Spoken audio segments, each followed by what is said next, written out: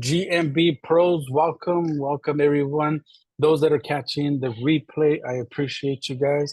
Let me see. Let me try to throw this on Facebook Live, and then we'll share it there with my buddy Jeremy today. So, guys, today we're doing website security, and as you know, with GMB pros, guys, once again, welcome everyone that's here. That will catch the Facebook and those that are on Facebook Live. And just to remind everyone, William and I's goal for GMB pros is twofold. One, to help you grow your agency, and number two is help you get better results for your clients. And the way we do that is by giving you over the shoulder examples or scenarios that I may be going through that I think will help you. And one of the monthly guest family members that we have, and as some of you already know, if you don't, Jeremy is my web guy. So if ever I run into any trouble, any like different oddball things, builds, website builds, feel free to reach out to Jeremy. One thing that I like about Jeremy, he's in the States. So like communication, understanding, I think it's a little bit different. And I think that's his competitive edge. If you need one-off jobs, Jeremy is full of knowledge and experience, willing to help and help you out. So don't hesitate to reach out. So, some of you already know, today's on website security, and I went on Facebook Live and I got hacked. So Jeremy has some experience on this a little bit, and so I want to kind of cover a little bit, give you an update. The website is back up, and we'll dive a little bit into it in a second. But Jeremy, for those that are just getting to meet you, don't know you, if you can kind of tell us, where you've been, where you're at now, and kind of where the future holds for you, if you can kind of give us a background on you. Yeah, of course, man. Thanks for the introduction. So I'm Jeremy. My company's and website, of course, jeremywebb.dev. I work on all kinds of projects from logos to full website builds, custom coding stuff, all kinds of things. Sometimes website security projects, like this one. So I reside out in Arizona. Of course, I service everywhere and stuff. So I do a lot of local stuff with local businesses here, as well as like a lot of work with yourself. You're just a state over from me, and people like yourself. But yeah, I've been doing this, gosh, it's been about 3 years now, and got out of retail management so that I didn't have to do that anymore, and decided to try my hand with this stuff. And that's where we end up today, man. So Awesome. Yeah, appreciate that. So, guys, if you haven't caught, I went live, I don't know, a few weeks ago or so, and I got hacked, right? And we were just talking about this live because I like to invite Jeremy about once a month. We'll pick a subject, and he happened to pick website security, and it's crazy because like within hours or the very next day, was it Jeremy? yeah, I think it Somebody, was maybe a day or so later you hit me up and told me about it. So yeah. yeah.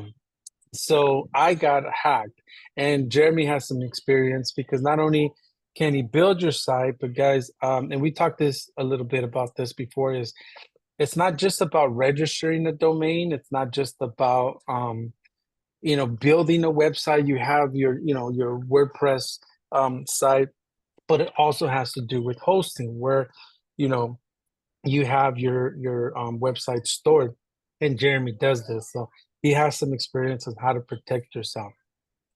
So I don't know, which direction should we go? Should I kind of show mine, or what do you think, Jeremy? Kind of give you my experience, Yeah, and let's start with anything. that. Let's Okay, like, what so I'm did you gonna go through? share.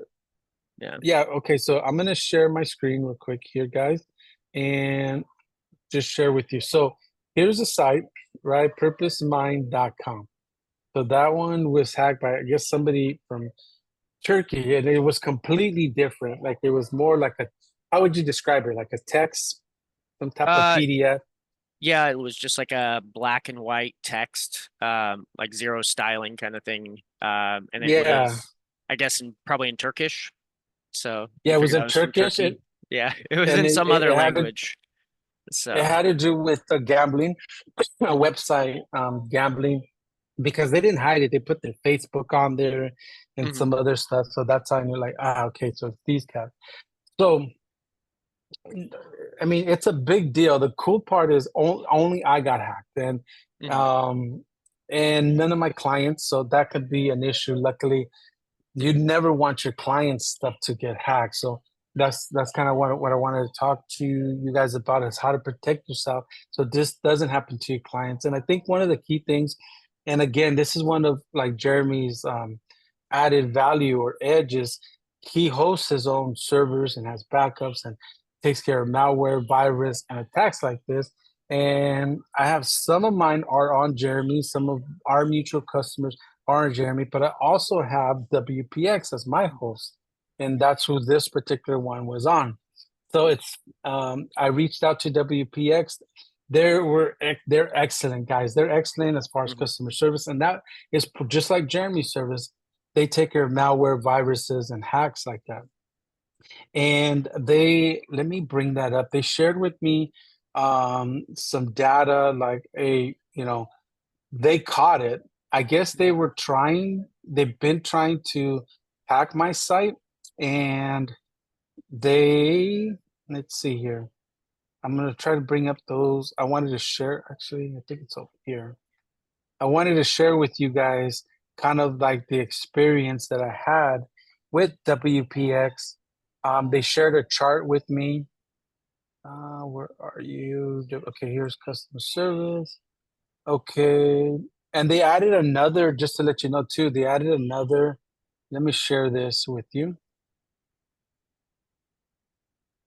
What is this? Okay, so close this. So let me share the. So they also shared with me, like, look, and luckily I caught it right away. They had over a 500,000 requests or some type of let's see, what do they say in the email here? Yesterday, abnormal requests were detected by our DDoS protection towards my website. So they had over a 500,000 requests, which was super abnormal. And you can see here when this actually happened, the time. Yeah. They did it right around midnight-ish or close to it on there. Mhm, So they shared that with me. Um, they did restore the site. They went back, and there was a couple other things that I wanted. They were just telling me they added a captcha too, I believe, as an extra layer to kind of slow these things down and mess them up. So I kind of wanted to share that with you. okay. Um, but it's not just a matter of that. Like, what was that error that I shared with you? Sometimes when they The go DDoS back and attack. there well, no, the search console. Oh, the There's search some console. Oh, I there forgot about search that. Yeah. counts. Yeah, some search console. You're going to start getting errors. You want to make sure you look at some of that stuff to kind of bring your stuff on there. They put some backlinks. Looks like it's the same company, not 100%. There's some gambling and some porn stuff backlinks that I have to disavow, right, to try to get rid of Exactly. those Mhm, because the toxicity level of the site gets kind of watered down, and I would never, if it's not geo relevant or niche relevant, I would never use those type of backlinks. So kind of that was my experience. DWP was excellent, guys. As far as they got on it, they saw it, they fixed it. So now I'm kind of dealing with like the aftermath of um, Google Search Console, backlinks, and other stuff when you restore it that maybe mhm, it's still trying to re-index, kind of recalibrate, and let things fall into place. So that's kind of an update on me. mhm, What happened. Luckily, I caught it right away. Right, we caught it right away, mhm. and no issues at all. Yeah. I mean, just in perspective on that note, if that had gone unnoticed for a couple weeks, I mean, the number of backlinks would have, I mean, just exponential kind of thing, and you would be disavowing backlinks for the next couple days, kind of thing. I've seen it happen before where we had to disavow like 200,000 backlinks from a site, kind of thing. And the other thing to remember there too is, well, I mean, maybe if you were in a niche of gambling or porn kind of thing, but like Google doesn't want to index porn at all, kind of thing. So backlinks that it finds from porn sites and things actually hurt your authority, assuming that the Mhm. backlink is somehow relevant to your site, kind of thing. When they see the authority of that other site and how bad it is because they've labeled it that way, those backlinks start hurting you. So I had a client actually about 2 years ago that they were like, "Oh, well, I have 200,000 backlinks. Why would we remove these?" And I'm like, "You're never gonna rank like this, man." And that had gone on, I think, about 3 weeks before he had noticed anything and called me, kind of thing, to get that virus removed. So, Yeah, yeah. So luckily, guys, I had Monica on yesterday, and I was working on my dashboard with Auto and the snippet, because not only were they able to go in there, they took out my snippet. mhm. So they took out, so all the whole website was completely gone, but they actually removed some stuff from on there. Um, and luckily, I caught it within hours. I think we were back up and running less than 24. I caught it. Oh, and here's another thing, guys. Pay attention to your emails. And let me share this with you. Mhm. Google Yeah, a lot of times your search. website will tell you before anybody else notices. Yeah, because I started getting, hey, you have a new verified owner on your website for your admin stuff, right? Hmm. And I'm like, what are you talking about? And I'll share with you guys here. Okay, so let me share this with you guys. So this is my Google Search Console. You bring up your property, guys, and if you go down to settings and you go down to users, obviously there's proof in the pudding, guys. I'm not kidding when I said Jeremy's my web guy. I have Jeremy and then myself, right? But if Hmm. you go down to ownership history, and I started getting these emails, hey, this guy's verified owner, this guy's a verified owner, and I thought it was Monic's team verified. Nope, it's not us, man. So I'm like, so I kept taking them off. So as you can see here, this started probably before this, but June 11th, 13th, 13, and then went back on the 15th. And I think right around here, I deleted it. I deleted them. Uh, Failed to verify record. So I deleted it, as you can see here. The 17th, they really hit me hard on the 17th. And that's when the actual physical change of the website happened. And it came, and I took it down uh, either the 17th or the 18th right away. But like Jeremy was saying, Google started emailing me, pay attention to them. Pay attention to your Google My Business one as well. People are trying to take ownership with that. But Hmm. and just to kind of give you, let me look here. Yeah, check out your Ba-ba-ba-ba. performance too. You know, Performance. not You can to see not to that. harp on you, but you can see actually that they skyrocketed your SEO because, Yep. but it's all on keywords. If you come down to your queries, um, it's whatever Casabomb is. I think that's the company that they were trying to use your site as, kind of thing. And you see, like these are the biggest impressions for my site. Hmm. Right in here, and where they try to take over, and then my backlinks. So that I use, I believe was either Search Atlas, Hmm. or and you also notice the backlinks on there have nothing to do with anything, right? Yeah. So that's Most some of of the your areas that SEO you can tools see. have a basically a backlink scanner, and so on paid versions at least. Uh, so if you run that, a lot of times, excuse me, a lot of times it'll actually tell you, "Hey, you have these backlinks, and we think they're bad for you," kind of thing. So Yeah. I know Ahrefs has one in there. I'm pretty sure SEMrush has it. I don't usually run it from SEMrush. So let me try to log in here real quick. Mhm. Let me see.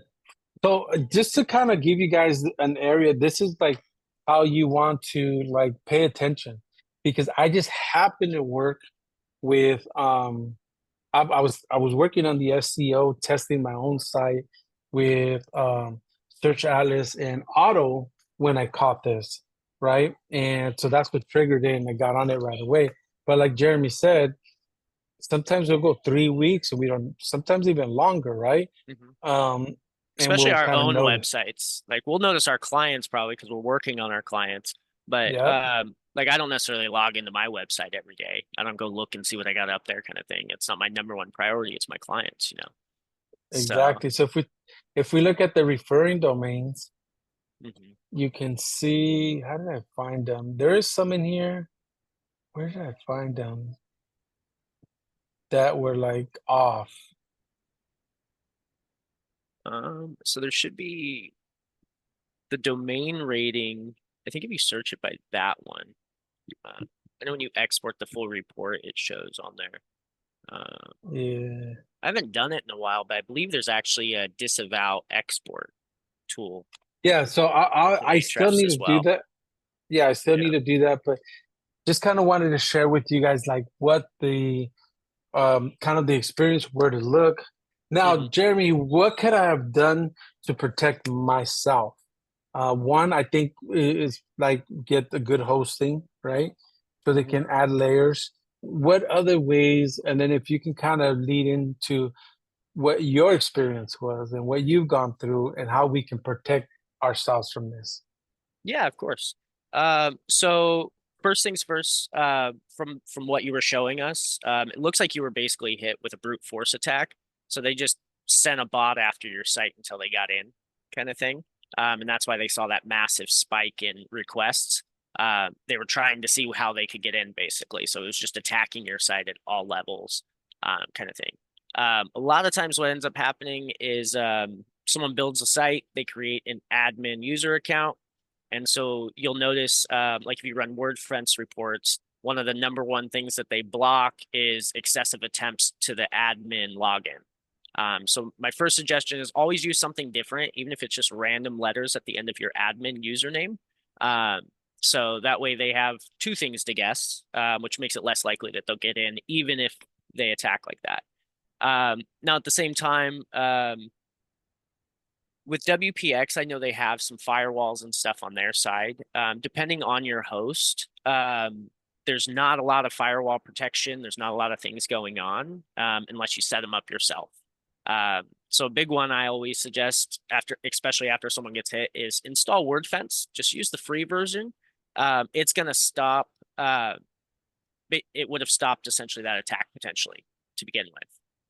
They would have got locked out after a few tries, and WordFence would have blocked their IP, so that it would have made it a lot harder for them to get in. The other thing too, like with WordFence, it sends you constant reports. You can set it for daily scans of your site.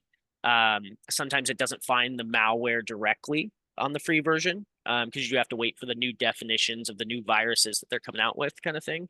But with that, you can still see, I have my site's having file changes in the report, but I haven't done anything. I haven't updated a plugin. I haven't been on my site in a while.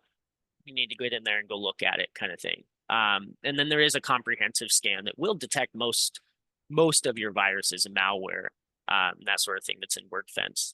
But like for an example, like with yours, the first thing we did is tried to look at your WordFence report, and this one, for instance, had actually just killed WordFence once it got in, kind of thing.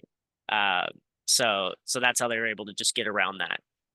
So it's not a perfect fail safe, obviously, but add firewalls to your sites, kind of thing. Make sure you're with a good host. Avoid shared hosting. So if you had been on shared hosting, my first thought would have been it jumped ship from someone else's website that you don't even know, kind of thing. And that's what happens within shared hosting often. And that kind of ties into, like you mentioned with your clients, you're hosting a few of your clients on one server, kind of thing. If your website gets hacked and it gets missed for a few days, viruses spread. So once it's in there, it's going to start working on the other sites and spreading itself. Even if it's just embedding little sleepers for later type thing, and then 2 months from now, suddenly another one of your sites gets hacked. and you clean that one up, that kind of thing. So separating sites, trying to keep things separate. Like I have a lot of my budget clients. I put them on one server together to kind of lower a price for them. I have some other clients that they have several sites with me. We put them on an isolated server, and that way it's only affecting them if something goes wrong, type thing. Another thing too is just like we talked about admin passwords. Be careful with the usernames that you create for the different people that you work with. Not saying anybody, one of your VAs that you find or someone that's going to do some work on your site. But long term, if something happens on their side, even a computer virus and they've got a saved password, now there's a password breach type thing. And then someone else is getting back in through an account that they've already done the work. They're not getting back in, that kind of thing. So especially for guys like us, I suggest if you're going to give out like an admin password, set it up with an email that you own to start with. And then that way, if there's anything down the line, anything happens, all password resets are going through you. Everything like that goes through you. And that way you can control and kind of mitigate who actually has access to your sites that way. Yeah, because you were telling me, right? That's what kind of happened with one of yours is somebody, it was an admin, right? That they kind of backdoored in. Yeah, we're still digging in there to figure out exactly what happened. But there's admin logins that match up the timestamps when files changed, kind of thing. And we checked and who's supposed to have those passwords, and they're all people that are trusted by the client. These aren't people that, I just met someone on Fiverr, I don't know anything about them, and I just start giving them out admin passwords to all my stuff. Obviously be smart about who you're giving your passwords out to. But then also, keep your things safe. If you're using a password manager on your computer, make sure your computer has a virus scanner as well, kind of thing. Make sure that you're not somehow giving out information about your websites for them to later come back into. But more than likely, like I said, you got hit with kind of a complex hack, I'd say. And so like your standard stuff like word fence and things like that didn't really help stop it, obviously. Do you have a backup on your server of the site? Do they run backups? Yeah, so because they ask you for the date and time approximately, so they can look back and see like what happened. So I think you're right in the sense because they had to escalate this to one level up from the standard one to try to see. And I think they're the ones that like said, okay, we're gonna add this CAPTCHA, I think he called it, layer protection to kind of stop something like this, Yeah. Because even though they were hitting you, it wasn't someone typing in a password 100 times. It was a bot. So the CAPTCHA would have caught the bot and stopped that. So that's why they're like, hey, we can at least stop the bots from attacking your site this way. But that's another little thing that makes a big difference. Install CAPTCHAs on login screens. You can do it right inside WordFence. Just adding your Google CAPTCHA v3 API right in there in the panel.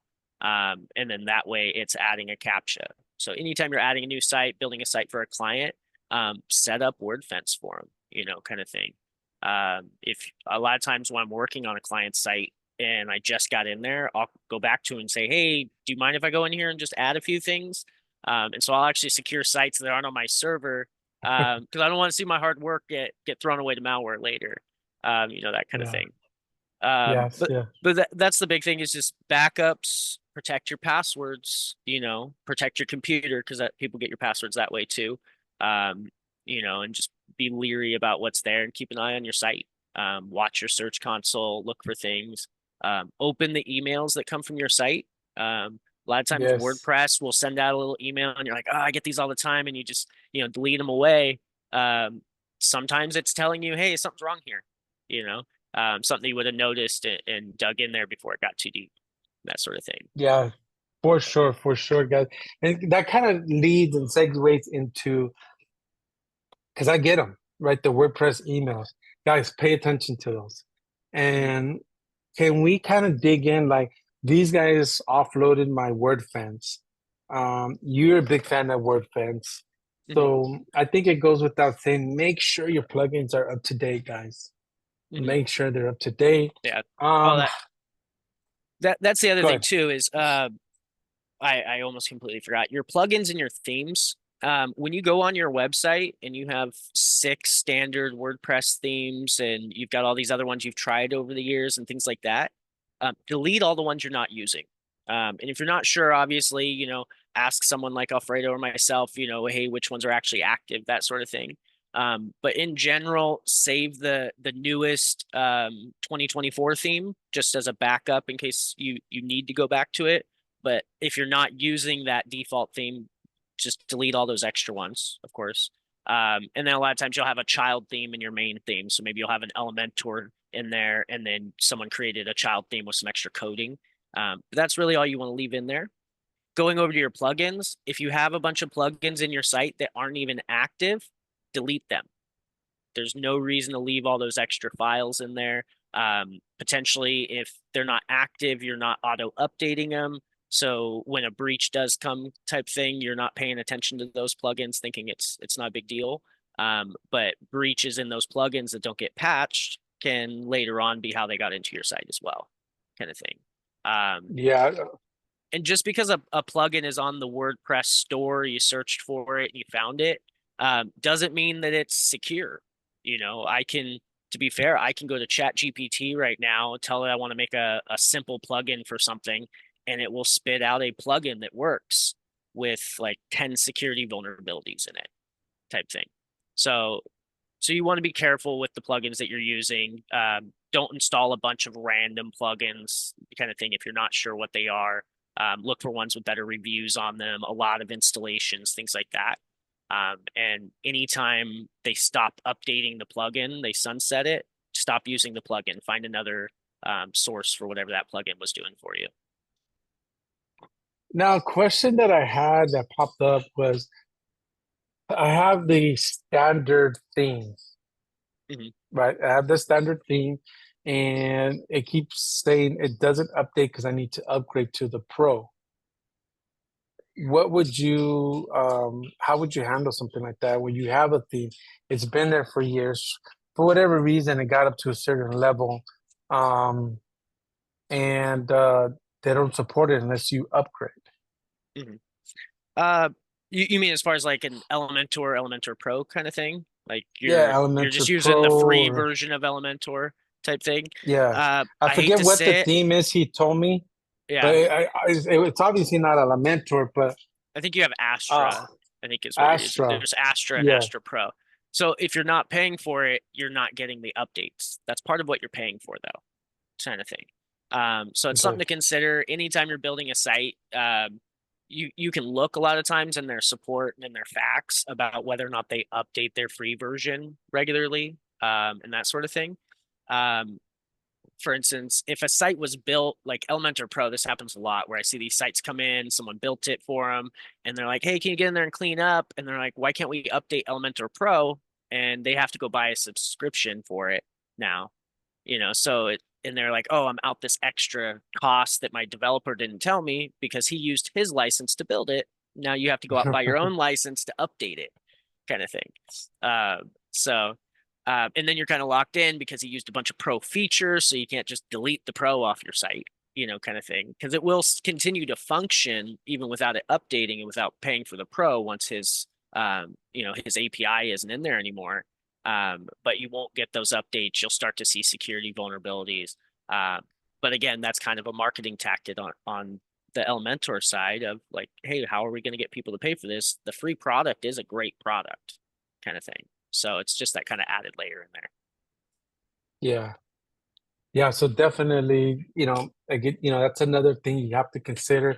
The cost Mhm. of doing business, right? Your Yep. website build, your SEO, your marketing, and those plugins, those themes within your Mhm. website that make everything kind of flow and work. But definitely. Any other tips, kind of like your experiences? I know you're telling me you had a one that came up that you were helping clean up that you spent hours on. Yeah, it got into the one. We actually noticed something on it. Based on the logs, it'd only been in there about 48 hours, but like I said, it had seeped into the rest of the server, kind of thing. And so the cleanup process was a lot heavier because we were looking for files that WordFence wasn't finding. Something I use on my servers is Immunify AV. Most people won't be familiar with it unless you run servers. It's a server-side malware protection, but it will find the active processes on the server that are actually causing it to regenerate. So a lot of times what's blocking your WordFence is actually something they've got running on your server. And so on the server side, once those are shut down, then you're deleting everything out. But yeah, it was about a 12-hour of just sifting through files, trying to make sure we got everything out, looking at write permissions on files because they had changed certain files in your WordPress installation are meant to be read-only kind of thing. And so they had changed those, which means they can later go in and attack that file again, kind of thing. So some of the basic security that's already built into WordPress, they were kind of disabling that without actually hacking it now, type thing. So that was the extensive cleanup that we were having to do. So Yeah. So guys, the to kind of summarize things is pay attention to your emails that you get even from Google Search Console. Just like me, I noticed it. I thought and it's crazy because I was working on the website and doing things and moving things around. So I thought it was the team adding themselves. So, pay attention. If it's not the team, something is wrong. yep. Get a good hosting company. Jeremy hosts his own website. I have Jeremy, as you guys can see on some of my stuff, have WPX on some of my stuff. Those are the only two that I use. If you've spoken to me before and you bring up like website issues, like I'll tell you, those are my two experiences, and I tell you the benefits. Like I mentioned, Jeremy is local here, and he's pretty good at responding, and then WPX. So good hosting. Pay attention to your emails, your plugins, right? Pay for your plugins. What else is there? What am I missing? Limit the number of plugins that you need. Obviously, we talked about the themes, but if you can do something without a plugin, do it without the plugin, kind of thing. Now, of course, there's a lot of tools we use like schema plugins, and things like that. They're amazing, and when you're doing it at a bulk level, it's helpful. But if you're going in and you're just adding schema to a 5-page site kind of thing, put the schema directly into it and avoid that plugin that might not get updated in 6 months when, kind of thing, and someone forgets about it. Not to say any of the ones we use are doing anything like that, but, that's kind of the rub of it, though. If they decide to take another direction and they stop supporting their plugin, start a new business, then now you've got a plugin that's not being supported, and potentially there's going to be hacks that come out, kind of thing. So yeah, I think that's the 100%. big thing. And then, of course, backups, because backups are the handiest thing ever. Quickest way to get rid of a virus is delete everything and restore it before the virus was there, kind of thing. And then, of course, harden your security from there. Make sure that your word fence is set up, your firewalls, set new passwords. Like for yourself, I would go through and like any of your Search Console passwords, go through, reset all those just to be sure.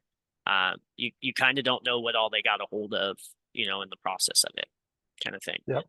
And then, So, guys, for your Google Search Console, it's because I hadn't changed it, and I had to reach out to Jeremy, like, hey, where is this password? And it's your regular Google, whatever your Google main account is, uses that for your Google Search Console. So that's the one. I hadn't done it in years, so get that. I changed that, and it's a little bit of inconvenience because then my VAs, they're all like, they were hitting me up, like, hey, what's the password? It changed.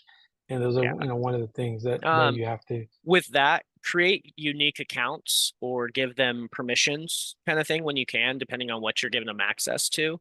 Because again, VAs that you trust and love, you might not trust and love them later, and that gives you the ability to pull them out without having to change your password. But also it keeps things separate, so you're not putting your password out there in the world. And everybody is kind of logged based off of where they logged in, kind of thing. Yeah. Some client sites, they've got 5 different VAs. They don't just use one. That's a really bad tactic. Is like, oh, this is the username I use for all my VAs. They all log in with the same one. Well, now if something goes wrong, you can't even kind of isolate who logged in where and what went wrong kind of thing. So it's good for Yeah. logging and stuff, checking on people's work, that sort of thing, as well. So, Yeah, and sometimes things happen. For example, like WordPress, we know a while back got hacked, mhm, thousands of websites, from them. But yeah, so keep your stuff, updated, passwords. It's almost the best practices that we forget till something happens. So mhm. that's why I kind of wanted to share this experience, Jeremy's experience. He had to go in there. Sometimes they go in deep. And I was telling Jeremy, like, hey, I want to hold off so people can see what I'm going through. He's like, no, because they can just be going deeper and deeper and deeper Exactly. and deeper. Yeah. I'm like, So, and okay, the so longer it sits, the more of their junk gets indexed, the more stuff you're dealing with there. Once they see that their hack is in there, that's when they're going to start putting their backlinks up and and stuff like that. Like any work they're going to do on your hacked site is after they know that they're in there for a couple days. And so it would have exploded and been worse from there. With yours, they were running a gambling site, I guess, so that might have been all they were going to do with it ultimately, until it got taken down. But a yeah, lot of them I see, it's like a Bitcoin mining operation where basically they're stealing your server's resources to mine Bitcoin. So while the user is seeing some weird page that doesn't belong there, those 30 seconds they're on the page, they're mining Bitcoin with your server resources, and that yeah, sort of thing. So, and then of course that's bad for your server resources. It's bad for your other clients on the server if something like that's happened. It's all bad all the way around. yeah, So, absolutely. So, Jeremy, any last thoughts as we close this up, on what people can do for internet security? Anything that we missed? um, no, I think we really covered the basics of it. Is just like everyone will tell you with your computer, get a malware scanner, pay attention to what's going in there and don't install a bunch of stuff that you don't necessarily know what it is or that you don't need. And make sure you're getting rid of anything when you're not using it anymore, kind of thing. Cool. And I don't see any questions on Facebook, no questions on the live here. So we're gonna go ahead and call it Awesome. till the next time. So guys, again, password, plugin updates, delete your plugins that you don't have, give different passwords to your VAs. Um, Pay attention to your emails from Google, your performance that you have going on. Take a look at your backlinks, see if there's anything funky going on back there. Pay for those upgrades, um, Mhm. for the plugins and themes that you may have as well to keep stuff up to date and protected. Because a lot of times it could be just that it's a breach, it's a hack protection. That's the Mhm. update. So you want to stay on top of that. So, Absolutely. with that being said, guys, much love, much success, and I'll catch you on the next one. Thanks, man. Take care.